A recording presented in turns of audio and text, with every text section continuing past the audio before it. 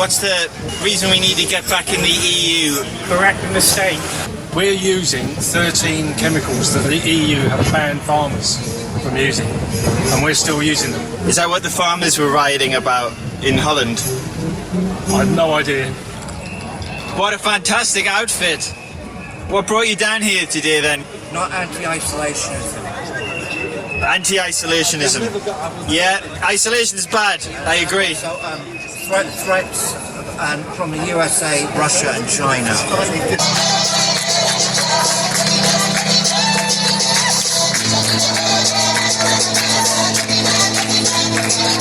What do you think about the critics of the EU when they talk about how the MEPs have no power to initiate legislation?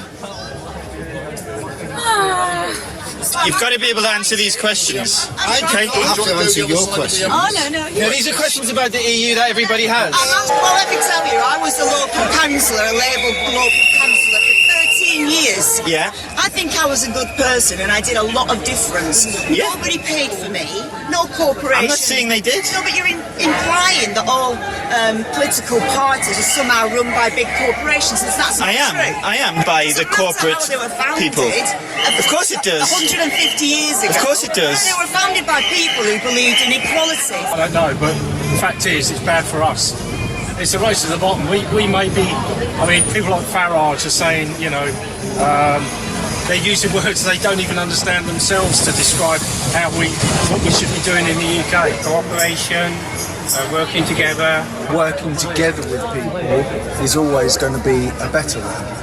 It's just bad. Yeah. The whole thing's bad. Okay. You're painting the EU as the kind of devil. As the reason for our economic failure is just bullshit, frankly. Brexit is bullshit.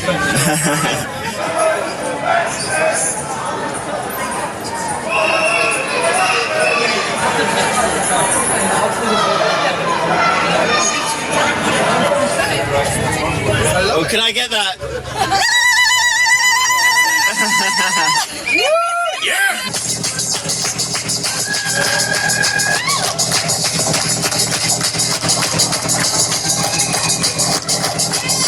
I'm director of the Festival of Europe. Andy works with Festival of Europe too, and the Festival of Europe is all about a connection with Europe, really trying to rebuild bridges. That's our strapline, building cultural bridges. I'm actually a theatre maker myself, so right, cool. I'm a performer, artistic director of a company, and the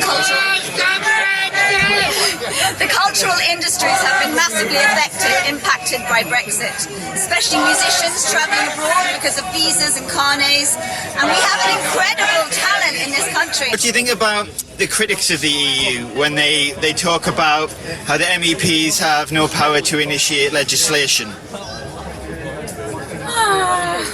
I mean, that's a big problem for me, but I don't believe that the politicians in Britain are initiating legislation because the corporations are funding their political parties as well. So I look at the EU. The EU doesn't have a pretense of democracy, and Britain does, but neither are democratic. Well, I mean, you know. I mean, there's an amount of democracy, and you have a form of it with the EU, and you have a form of it here. I would say that the EU is a lot more democratic than people have given it credit for. Yeah, exactly. And I would also say that no system is perfect. I do worry myself about an organisation where the MEPs we vote for have no power to initiate legislation. So that means we're voting for people who cannot represent our interests. So who is representing our interests? Corporations have appointed. They're appointed, they're not elected. So there's no... That's all right. right. That's not right. Okay, tell me. Okay. Who initiates the legislation in the EU? Number of different committees. Sorry, I'm just trying to not get Huge number of different committees that have reports. Is that you doing that on purpose, mate? Come on, come on. You've got to be able to answer these questions. You've got to be able to answer these questions. Okay. I have to answer your question. Oh, no. No, these are questions about the EU that everybody has. I'm getting attacked with a rope. Do you mind if I just deal with him? Sorry. Yeah, sorry. I'm happy to talk to anybody about anything. It's just you don't need to get aggro. I'm not getting aggro. I'm clearly talking to him. Oh, well, you're standing next to me. I was clearly talking to him who attacked me with the rope. Okay. You must understand that. Well, It was very clear.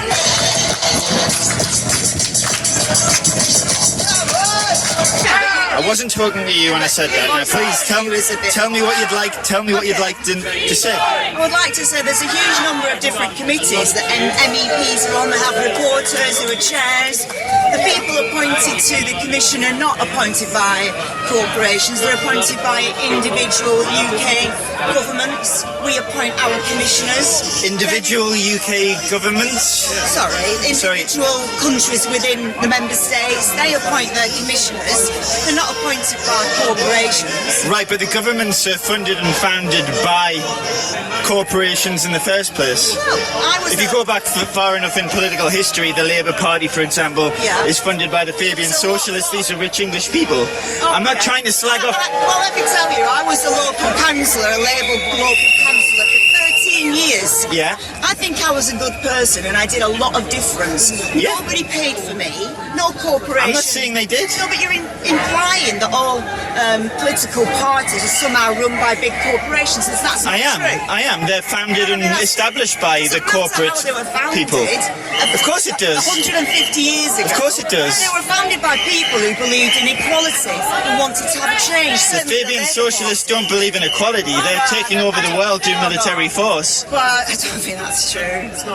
Do you think that America and Britain are engaging in imperialism around the world? Friends who are in the Fabians, they're just normal people who are trying to make a difference to their local communities. And earlier on you were asking about the difference between being in the EU and out. I come from an area, I come from an area that massively benefited by structural funds. The Brexiteers said when they put forward their arguments that they would continue to fund those communities in a different way. They haven't done that. Yeah, I'm not surprised. They've not done it. Have you looked into the European regional development guys? Yeah, I used to work for a council, and we had European Regional Development Fund projects. Yeah, brilliant. Millions of pounds worth went into deprived areas in the northwest. That's gone. Yeah. Totally gone. Yeah. What do you think about their moves to digitise as much as of the infrastructures of the European countries as possible? Do you think it's a positive thing, this digitisation of everything, or do you want a bit of the old world to remain? I think there's pluses and minuses. Yeah. I think it can be scary in terms of access to some of that information, how it can be used, but there could be massive benefits as well. So I don't think we're going to... It needs to be properly monitored. It needs to be regulated. We need to understand what the scrutiny of that should be. But I don't know enough about the detail. Yeah. I look at the digitisation of everything and I think about the central bank digital currencies. And if all money is digitised, that means the powers that be have complete control over it, and they could just turn people off whenever they want to. Well, they can, but they can do it much more easily on a mass scale once the digitisation of money is complete, and the EU wants to do that. So does the British government. So just because I criticise the EU doesn't mean I can't criticise the British government as well. I don't think the EU's perfect. Yeah, no one is. No. But I look at the differences. Digital slavery is a big one, though. We have to talk honestly about the incoming digital slavery, and everybody who's trying to bring it about, whether they be the EU or the British Parliament, they need to be called out on that because we're not slaves. Well, you need to speak to somebody who knows more about it than me, then. Yeah, no problem. You were a great interview. Okay. You're an absolutely great interview. I appreciate it. Thank you.